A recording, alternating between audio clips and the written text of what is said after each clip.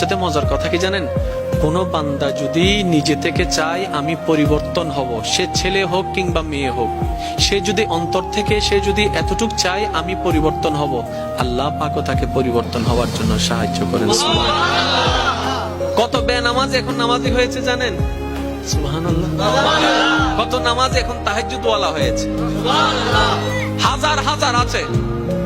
এক সময় নেশা করতো এমন ছেলে, এখন 5 ওয়াক্ত নামাজি হয়েছে এমনও আছে। সুইসাইড করতে গিয়ে ফেরত এসেছে। এক সময় যে কথার আগে হাত তুলতো, সে এখন গালি শুনলেও মুস্কি হাসি দেয়। তো বন্ধুর একদিন তাকে জিজ্ঞেস করে, কিরে নেতা, তুই না কথা বলার আগে হাত তুলতি?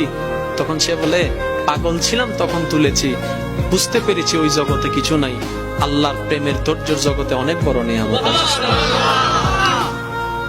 এত বড় বড় সফল ব্যক্তি যদি ছোটবেলায় লাথি খাইতে পারে, আপনি পারবেন না কেন? আর সবার কথা বাদ দেন, ও নবী, আপনি শুধু একবার বলতেন জিবরাইল উল্টাই দিত, আপনি বললেন না কেন? নবী রাহমাতুল লিল আলামিন বলে, পাওয়ার থাকার পরও যে পাওয়ার দেখায় না, সেই তো সত্যিকার পাওয়ারফুল ব্যক্তি। সুবহানাল্লাহ।